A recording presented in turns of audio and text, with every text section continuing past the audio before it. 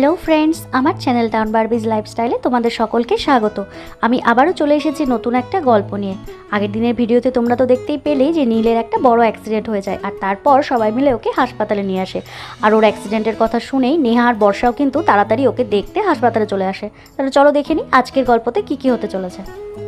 এই আকাশ, কি গো, কি শুনছি এসব? নীলের বলে একটা অ্যাক্সিডেন্ট হয়েছে? কি গো, তুমি চুপ করে বসে আছো কেন? কিছু বলো, এগুলো কি সত্যি? ও ঠিক আছে তো? ওকে কি ভর্তি করে নিয়েছে?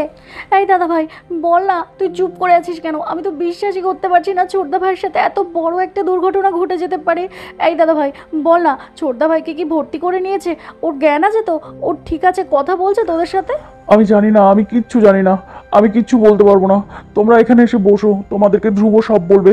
আমি কিচ্ছু বলতে পারবো না, আমার কিচ্ছু ভালো লাগছে না। আসলে বড় বৌদি, স্যার ভীষণ ভেঙে পড়েছে। আমি অনেকভাবে বোঝানোর চেষ্টা করছি, কিন্তু স্যার কিছুতেই বোঝার চেষ্টাই করছেন না। আসলে ভাই তো কষ্ট তো হবেই, বুঝতে পারছি।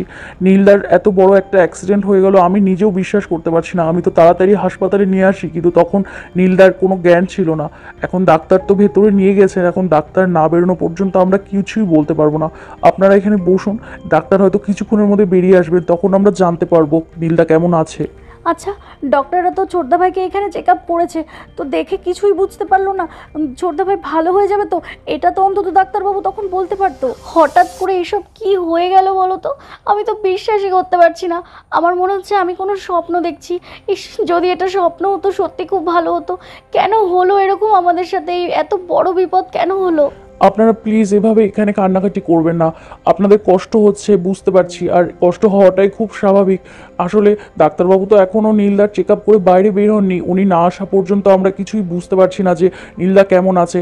বড় বৌদি, আপনি প্লিজ এভাবে কান্নাকাটি করবেন না। আপনি যদি এভাবে ভেঙে পড়েন তাহলে স্যারকে কিভাবে সামলাবো বলুন তো? আপনাকেই সব কিছু সামলাতে হবে বড় বৌদি। আর আমরা যা খবর পেয়েছি যে নীলদা খুব স্পিডে গাড়ি চালিয়ে আসছিলেন, আর তখনই আর অ্যাক্সিডেন্টটা হয়ে যায়। সত্যি ভীষণ খারাপ লাগছে আমার ভাবতেই। এখানে তো সবাই মিলে কথাই বলছিল, আর তখনই ডাক্তারবাবু বাইরে বেরিয়ে আসে। ওই তো ডাক্তারবাবু বেরিয়ে এসেছেন। ডাক্তারবাবু, ডক্টর, আপনি যে পেশেন্টকে দেখে বেরিয়ে এলেন, আমরা তার বাড়ির লোক। প্লিজ একটু বলবেন যে পেশেন্ট কেমন আছে? আমরা ভীষণ চিন্তায় আছি, আর বাড়ির লোক সবাই ভীষণ কান্নাকাটি করছে। ডাক্তারবাবু, আপনি চুপ করে আছেন কেন? বলুন না, নীল কেমন আছে? ওর জ্ঞান ফিরেছে? ডাক্তারবাবু প্লিজ, আমরা একবার ওর সাথে দেখা করতে পারি?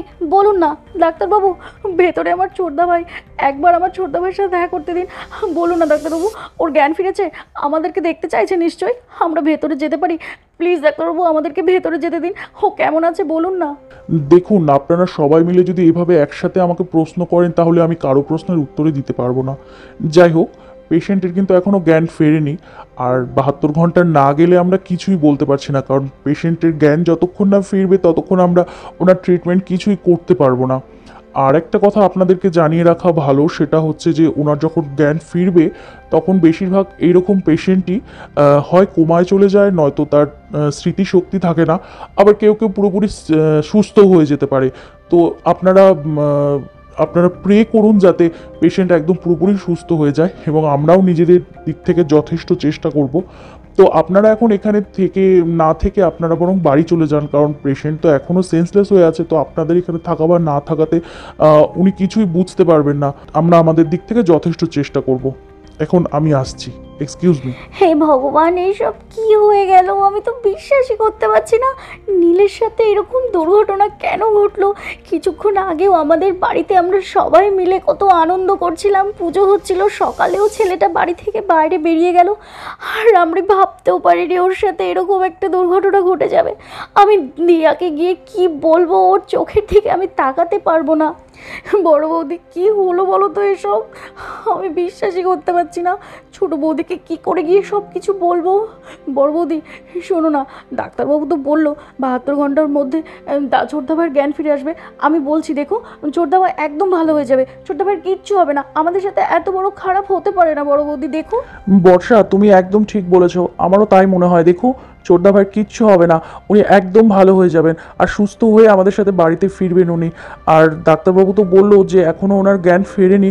তো আপনারা এক কাজ করুন, বৌদি আর বর্ষা, তোমরা বরং বাড়িতে চলে যাও, কারণ ছোট বৌদি তো কিছুই জানে না, ওনাকে তো জানাতে হবে। তোমরা বাইরে আছো, শুধু শুধু চিন্তা করবে। তোমরা বাড়ি চলে যাও, আর কিছু খবর হলে আমরা তোমাকে জানাবো। তোমরা এখন বরং বাড়ি যাও। আর তারপর ধ্রুবর কথা মতো বর্ষা আর নেহা বাড়িতে চলে আসে।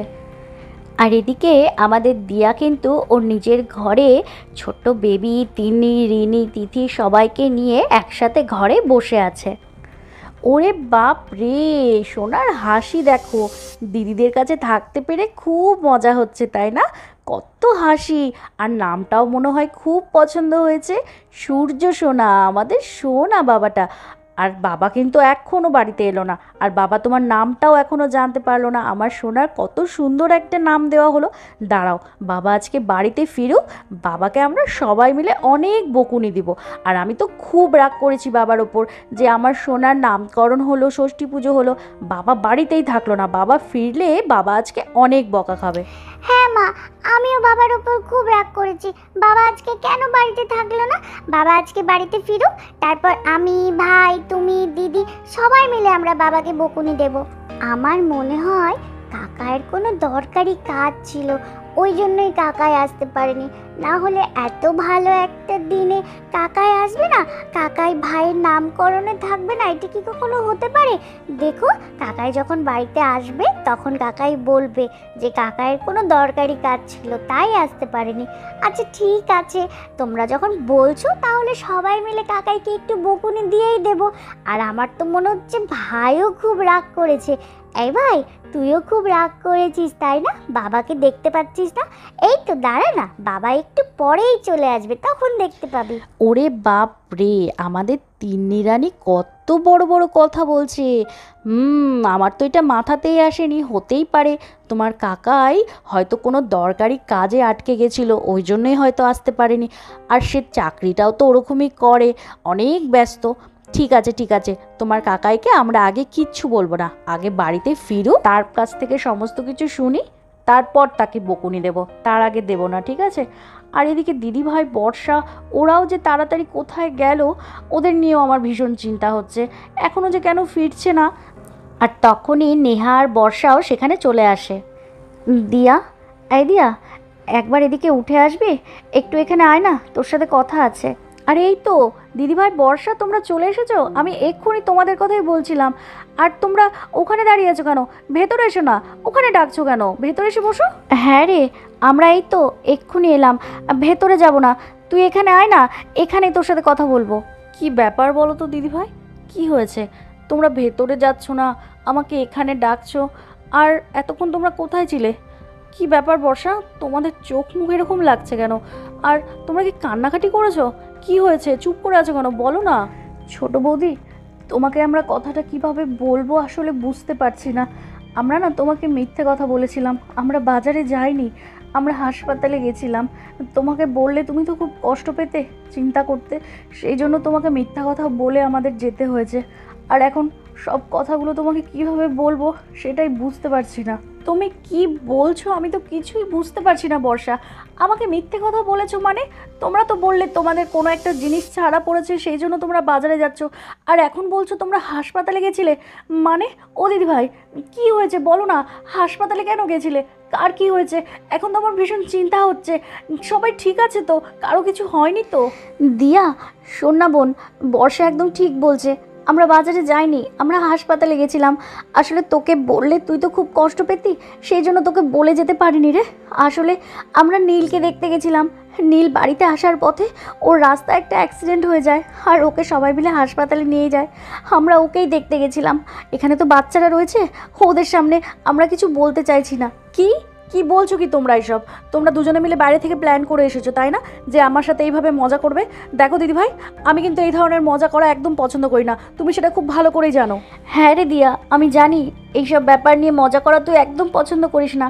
আর বিশ্বাস কর, এগুলো যদি সত্যি না হতো তাহলে আমার থেকে খুশি মনে হয় আর কেউ হতো না, কারণ এইসব ব্যাপার তোকে বলতে আমার ভীষণ কষ্ট হচ্ছে। আর এটা সত্যি রে বোন, নীলের অ্যাক্সিডেন্ট হয়েছে, আর ওর এখনও জ্ঞান ফেরেনি। ডাক্তার বলেছে 72 ঘন্টার মধ্যে যদি ওর জ্ঞান না ফেরে তাহলে ডাক্তারবাবু কিছুই করতে পারবে না। আর এখানে তো বাচ্চারা রয়েছে, ওদের সামনে কিছু বলিস না, ওরা শুনলে খুব কষ্ট পাবে।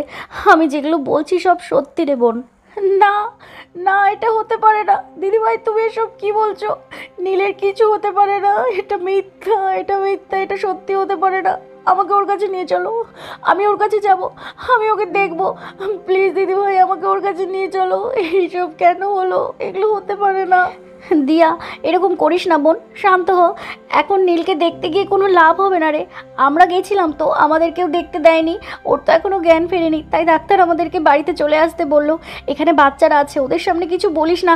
চল এখান থেকে, তুই চল চল এখান থেকে। তিন্নি, কাকিয়া আমাদের সাথে একটু যাচ্ছে, তোমরা তিনজনে মিলে ভাইকে এখানে একটু দেখে রেখো। হ্যাঁ, ভাই কিন্তু তোমাদের সাথেই থাকলো। ও ভাই আমাদের সাথে থাকবে? ঠিক আছে পিপি, তোমরা একদম চিন্তা করো না, তোমরা যাও, আমরা ভাইকে খুব ভালো মতো দেখে রাখবো। আর তারপর তিন্নি ওর ভাইকে কোলের মধ্যে নিয়ে রিনি আর তিথির সাথে খেলতে লাগলো। এই ভাই, তোর আমার কোলে থাকতে কেমন লাগছে? ভালো লাগছে তাই না? তার জন্য তুই এত হাসছিস, কি সুন্দর করে কিলকিল করে হাসছে। এই ভাই, তোর নামটা খুব পছন্দ হয়েছে তাই না রে? আমার সূর্য সোনা ভাই, কত মিষ্টি আমার সোনা ভাই। এই তিন্নি, তুই কি ভাইকে একাই শুধু কোলে নিয়ে থাকবি? আমারও একটু কোলে নিতে ইচ্ছে করছে, দে না আমার কোলে একটু ভাইকে। ও রিনি দিদি, তুমি ভাইকে নিতে যেও না গো, ভাইকে কোলে নিলেই কিন্তু ভাই হাগু হিসু করে দেবে।